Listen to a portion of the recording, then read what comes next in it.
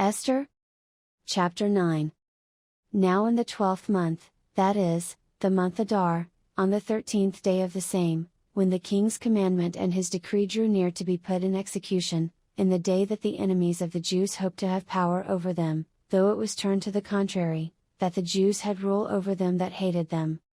The Jews gathered themselves together in their cities throughout all the provinces of the king Ahasuerus, to lay hand on such as sought their hurt, and no man could withstand them, for the fear of them fell upon all people. And all the rulers of the provinces, and the lieutenants, and the deputies, and officers of the king, helped the Jews, because the fear of Mordecai fell upon them. For Mordecai was great in the king's house, and his fame went out throughout all the provinces, for this man Mordecai waxed greater and greater. Thus the Jews smote all their enemies with the stroke of the sword, and slaughter, and destruction, and did what they would unto those that hated them. And in Shushan the palace the Jews slew and destroyed 500 men. And Parshandatha, and Dalphon, and Aspatha, and Parada, and Adalia, and Aradatha, and Parmashta, and Arasai, and Aradai, and Vahazatha. The 10 sons of Haman the son of Hammedatha, the enemy of the Jews, slew they, but on the spoil laid they not their hand. On that day the number of those that were slain in Shushan the palace was brought before the king. And the king said unto Esther the queen, The Jews have slain and destroyed 500 men in Shushan the palace, and the 10 sons of Haman, what have they done in the rest of the king's provinces? Now what is thy petition? And it shall be granted thee, or what is thy request further? And it shall be done. Then said Esther, If it please the king, let it be granted to the Jews which are in Shushan to do tomorrow also according unto this day's decree, and let Haman's 10 sons be hanged upon the gallows. And the king commanded it so to be done, and the decree was given at Shushan, and they hanged Haman's 10 sons. For the Jews that were in Shushan gathered themselves together on the 14th day also of the month Adar, and slew 300 men at Shushan, but on the prey they laid not their hand. But the other Jews that were in the king's provinces gathered themselves together, and stood for their lives, and had rest from their enemies, and slew of their foes 75,000, but they laid not their hands on the prey. On the 13th day of the month Adar, and on the 14th day of the same rested they, and made it a day of feasting and gladness.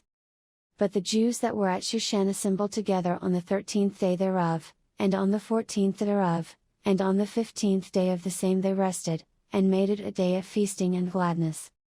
Therefore the Jews of the villages, that dwelt in the unwalled towns, made the 14th day of the month Adar a day of gladness and feasting, and a good day, and of sending portions one to another.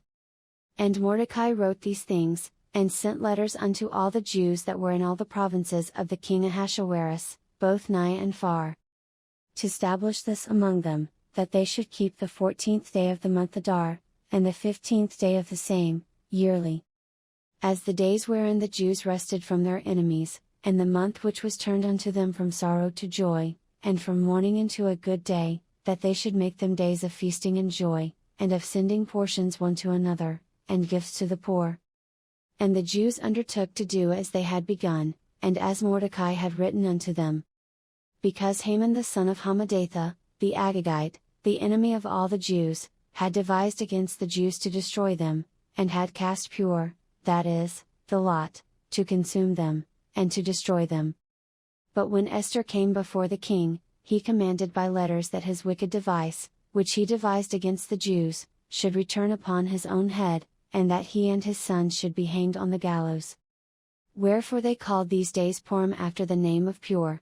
Therefore for all the words of this letter, and of that which they had seen concerning this matter, and which had come unto them, the Jews ordained, and took upon them, and upon their seed, and upon all such as joined themselves unto them, so as it should not fail, that they would keep these 2 days according to their writing, and according to their appointed time every year.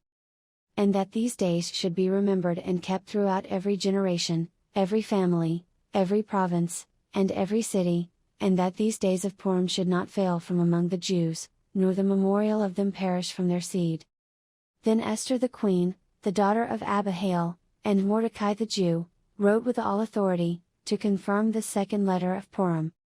And he sent the letters unto all the Jews, to the 127 provinces of the kingdom of Ahasuerus, with words of peace and truth. To confirm these days of Purim in their times appointed, according as Mordecai the Jew and Esther the queen had enjoined them, and as they had decreed for themselves and for their seed, the matters of the fastings and their cry. And the decree of Esther confirmed these matters of Purim, and it was written in the book.